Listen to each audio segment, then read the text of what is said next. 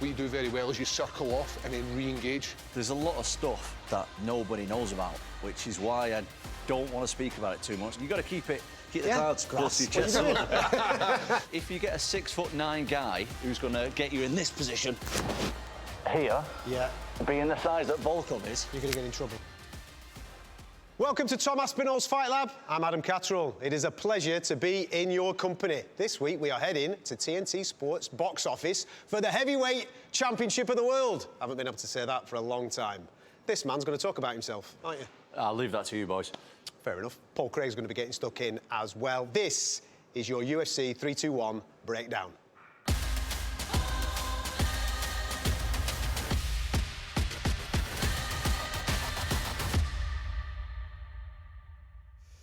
Here we are, finally, getting to speak about a Tom Aspinall fight. It's about time. It's about time.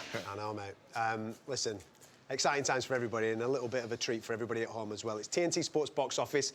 Prelims get going from 5, main card from 7. But here's the Brucey bonus.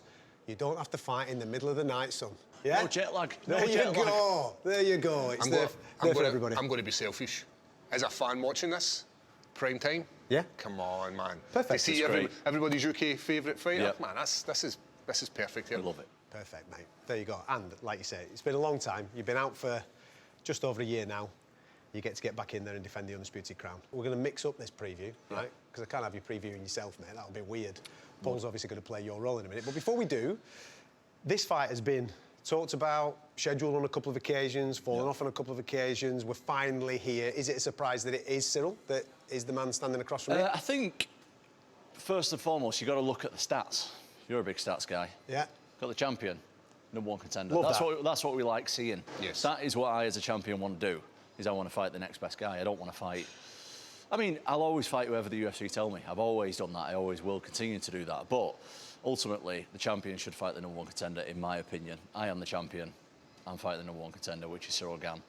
And it's going to be a good one, for sure. Well, the other little bit, mate, I don't know if you saw this, but we were recently in Paris. Oh, I was there. You got booed, didn't you, mate? I got booed. You know what? Got booed? I Pantomime. was expecting it. Got a lot of love on the streets, but they understood the assignment. He's French, I'm not.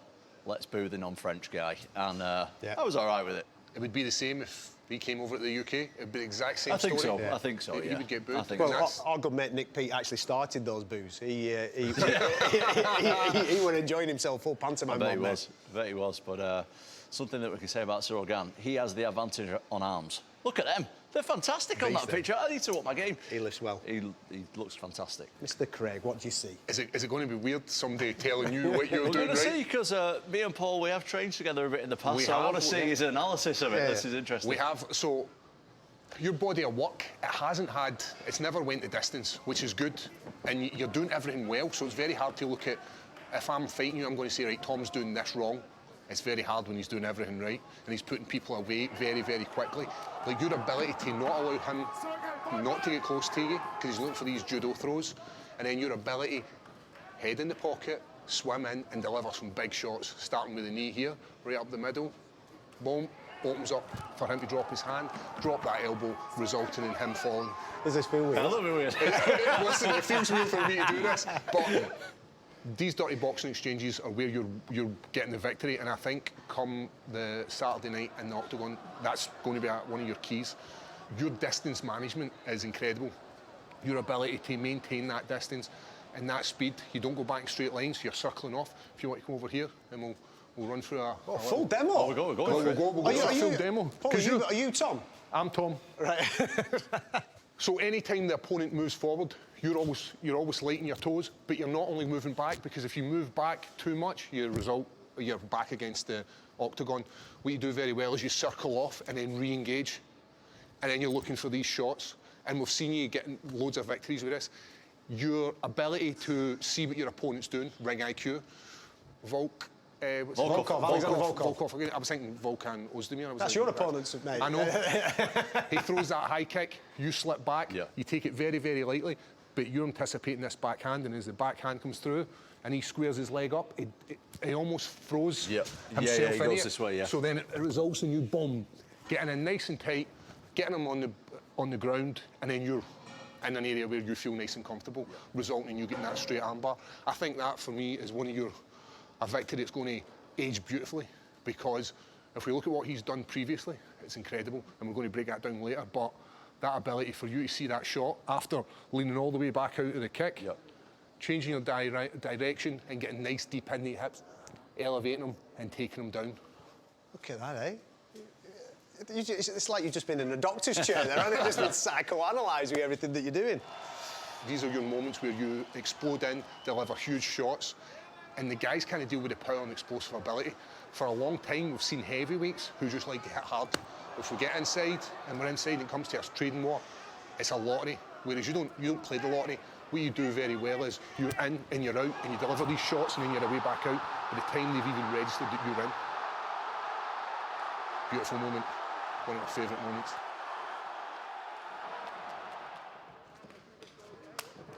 Got a lot of tape on you, haven't they? You have. Yeah. Same again. There's that double again to press him up against the cage, and you get a squeeze. You slip, and then you anticipate that backhand, slip, boom. His foot drags in, and you capitalise on it, pulling it to the mat, automatically going to that side control position, where you find yourself in that straight armbar and resulting in the victory. But as I said, I believe this victory is going to age beautifully.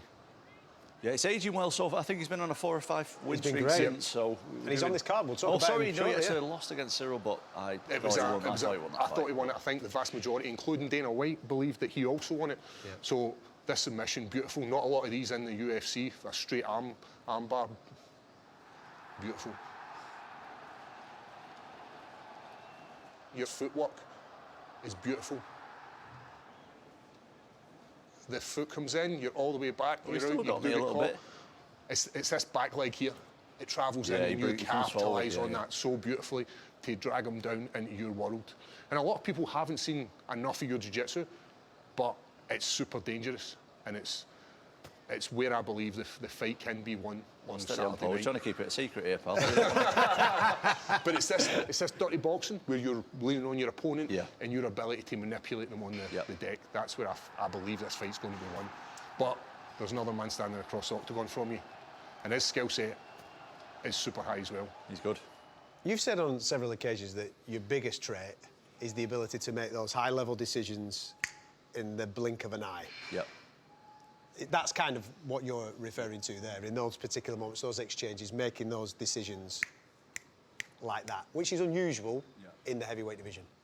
It is, and there's a lot of stuff that nobody knows about, which is why I don't want to speak about it too much, because I am aware that Ciryl Gane and his team will be watching this video. So you know, you got to keep the cards close to your chest. No, but there's a lot of things that I do well that a lot of people haven't seen and they've not quite clicked onto yet. So that, I think all that stuff is like a massive advantage for me, is the fact that there isn't that much tape out there. There isn't that much shown about my game that I've still yet to show. And I think for me, that's probably my biggest advantage, is the fact that there isn't much footage on me.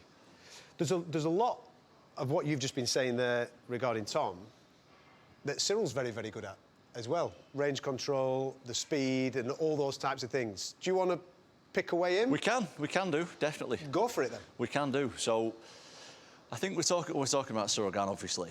We're talking about myself. Us guys, even though you look at the size of us, 6'4", 6'5", that's 6'5" on a good day. Do you know what I mean? I'm probably 6'4.5", but we're both big guys, both heavy guys, but we don't move like we're big and heavy guys. Yeah. And I think that's one of the things that is quite rare at heavyweight. Something that Ciryl does really well is the footwork. So he switches between southpaw and orthodox. Predominantly stands in southpaw, but he does switch. So he comes this way and this way, so that obviously keeps their opponents guessing. But he's super light on his feet here. He'll often do this kind of thing, just as a bit of a distraction, lets his opponents come in, boom, boom, and then he'll go with kicks. He'll throw this from the back, he'll throw the knee up the middle, and something that's really, really underrated is the southpaw jab that he's got. He finds his distance very well and flicks this out a lot.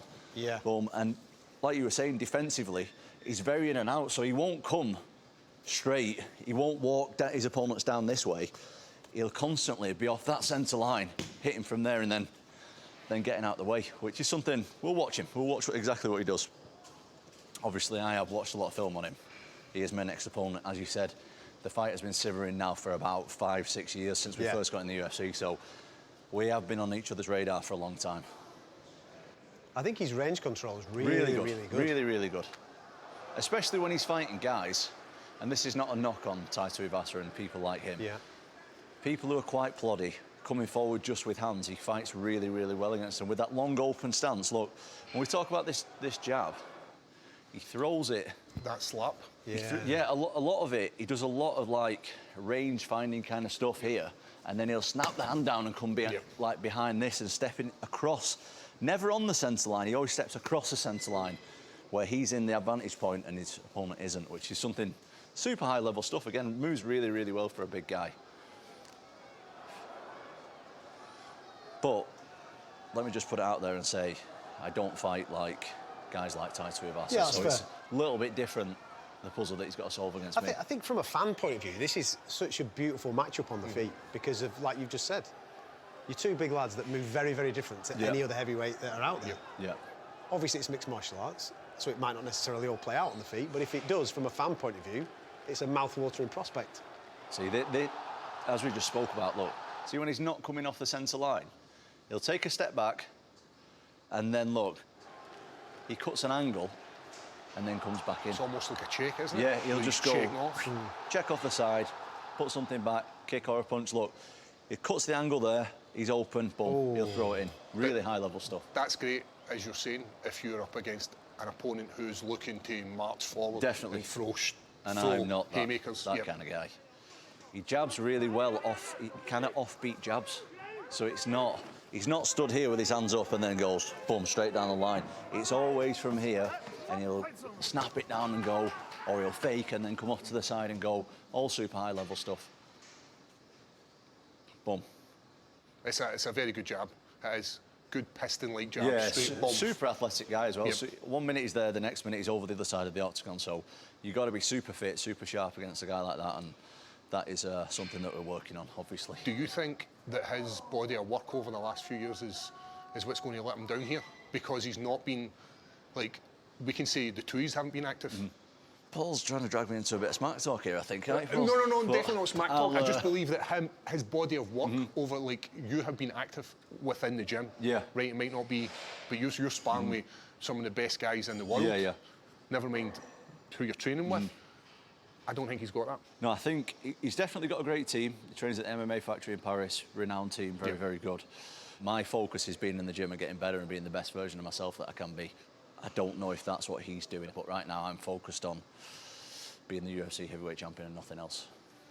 I asked you this question in Paris. For people that haven't seen the answer to it, are you feeling pressure on this one? Mate, of course. Like, if you're getting in a fist fight in front of millions of people with somebody else, you should be feeling pressure. You should be feeling pressure. The difference is, I think that I do really, really well against pressure. I think that Ciryl is an extremely talented fighter. I think that sometimes the pressure gets a little bit too much for him. It gets too much for everybody at some stage. But I think that I'm one of the people who shine under pressure. Like, somebody told me recently that the elite fighters, it means everything to them, but they do it like it means nothing. And I think that that's the approach that I have really well, is like, this fight means absolutely everything, but I've got to go in there like I don't care about it and put on a great performance. And this is Cyryl's third title shot. And although there's a lot of pressure on me, I think there's also a lot of pressure on him, because if he doesn't win this one, he's probably not going to get a fourth. Do you know what I mean? So there's pressure on both of us, mate. There's a lot of pressure on me, there's a lot of pressure on him, and I think it's an exciting fight all round. Now, I thought we'd mix it up for UFC 321. The core main event is obviously the female title fight. Vacant title. Weili stepped up for the super fight with Shevchenko, which we're all extremely excited about, and we've got Mackenzie Dern taking on Jandiroba for that vacant title. No disrespect to them. Great fight, looking forward to it. But seeing as that the heavyweight title fight is on the line, I think it's only fair that we talk about maybe some potential opponents that could happen maybe a little bit further down the line with top contenders. Obviously, a guy that you fought before in Mr. Volkov, taking on Almeida. 2 versus 5 in the heavyweight division. I think the styles are quite obvious to break down, but what do you make of it as a fight? I mean, this is not an official #1 contender fight, but it's implied. It's pretty much, you know what I mean? It's pretty obvious that it's a #1 contender fight. It's about time we got some high-ranked guys fighting each other. Yep. Almeida is calling out everyone in the division, which is great. We love that. We love that. And Volkov, I mean, look at the record. Come on. He's had about a million fights. He's had a few fights. He's had a hasn't few he? scraps in his day. How much has he improved since you fought him? He's looked really good. Like, I knew how good he was when I was fighting him. Do you know what I mean? I knew he's really good. He's the tallest guy in the UFC. He's 6'7". That actually is untrue. He's actually 6'9". Is he? I'm putting that out there. Is he? Yeah, his manager told me he didn't want to seem like a freak show being 6'9", but he is. He is. He's 6'9". He's really, really tall, really rangy, loads of experience. Done everything that there is apart from winning a UFC heavyweight title. And I think that if he wins this fight and I win my fight, it's going to be a rematch on the card. Yeah, yeah, I think so. But I think winner versus winner, either way it goes in both fights. And shall we talk about him, Alexander Volkov? Go for it, mate. Go for it. I've obviously fought him before. I've shared the octagon with him. Yeah. Volkov, something that he does really well. Obviously, very tall guy. The distance management is very, very good. But he keeps everyone long, which is a lot of tall people. They do struggle with keeping people long, but he does it really, really well. He'll just snap from the back, so he switches stances a lot, and he'll just be here. He'll work that snap kick. He'll work the inside kick. He'll work the body kick. He actually did this against me, which I didn't really expect. Is he went leg and then went straight to the body afterwards. Really strong, long punches. And just with the size of him, he can just march you down. He'll put that hand out there and he'll just walk you forward doing this kind of thing. And he really, if Volkov gets off to a good, strong start, this is something that I tried to avoid when we fought, is he'll just keep walking you back in that straight line and just keep picking at you and wearing you down. And obviously, 50 pro fights, man, that's ridiculous. So he uses his experience and his length really, really well. And the guy's just dangerous with those kicks as well. His legs are so long, he's so big and experienced. The teeps are beautiful. The teeps. As you the said, front so long. Kind of snap kick to the body is something that... And ball of the foot. It's the toes that are getting in, isn't it? Rather it's just than horrible. Just doing a push. And these are the things that, as a fighter, knowing that you've got to fight this guy, these are going through your mind a lot before the fight. You're like, I do not want to get kicked through one of those to the body. So when I was fighting him, I was trying to keep off the centre line a lot and keep him kind of moving. Don't let him get that forward. Once he gets that forward pressure, he gets off to a good start and he'll just keep picking at his opponents. He'll just put that right under the ribs. Yeah, beautiful. Yep. And when you take 3 or 4 of them, being the size that he is, it's just not very nice. You just don't want to be taking them. Look at the level of opponent he's doing this to. He's done it to so many high-level guys, and he just absolutely massacred over him. So in the small cage, just leathered him. Yeah, and he has got fast hands as well for a big fella like that. Once he starts unloading on you like that, once he puts you back near the fence, and he gets in a range where he's so long and tall that he can hit you and you can't hit him. And the combos he's throwing, it's not just one jab or one cross. He's throwing multiple shots, and he's stringing them together very well. He's good, man. What do you make of Almeida? Because as an observer, I look at it, and it feels like there's maybe a hole in the striking game. Yeah. He's a brilliant grappler. I know that you could talk all day about what this guy can do, because he does it extremely well at heavyweight. Yep, he's one of the best at heavyweight at doing it. But it's bringing a knife to a gunfight.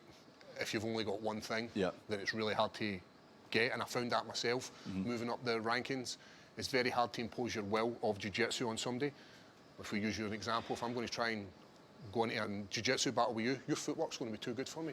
You're going to step off to the side, and I'm going to end up looking like I'm chasing these transitions, and I think that's how this fight's going to play out. But incredible back transitions. He's always looking to take that back, always looking to get on it, hold his opponent, and ultimately looking for that submission. Once he gets them hands together, and he gets you in that kind of... He always goes double, and then he tries to switch straight to the back, but Spivak's onto it. He was not giving him the back, but like you say, he often tries to get to the back and get the hooks in and go for the choke. This is what he's looking for here. There it is, hooks in, and then he's going to flatten his opponent and then just land big shots. He does mix up, though, with the kicks quite well. Something that I've noticed that he does a lot. This is what I don't... The takedown's very good, right? The takedown's very good that he does when he gets his hands together from the double leg. I don't particularly love the distance that he shoots from. on one knee at heavyweight against a big guy like Volkov, because if you come here, Paul, I say, what he does a lot is he does this. So he'll go push kick or snap kick there, and then he will do like that what you just did, which is shoot like really low on one knee, which is fine against guys like his opponent here. Yeah, yeah. If you get a 6'9" guy who's going to get you in this position here, yeah, being the size that Volkov is, you're going to get in trouble. I think that might be tough for him, man. I don't know. And it takes a lot of energy to do it. Like, if he misses a couple against a guy the size of Volkov, it's going to be tough for him to kind of... He's going to punish him. He might punish him. We did see it in the Curtis Blades fight. He missed... Like, he did get a couple, and he slowed down big time after that, so we'll watch what he does. I don't like this low shot, though. Yep. He does it against the fence, so he's getting away with it against older fellas, like the guy he's fighting at the minute, but I don't know if you can do that against Volkov and get away with it, to be honest. But this stuff is really good that he does. Great position. This is really, really nice that stuff. handcuff, and then he's just going to try and ride him. That back position again.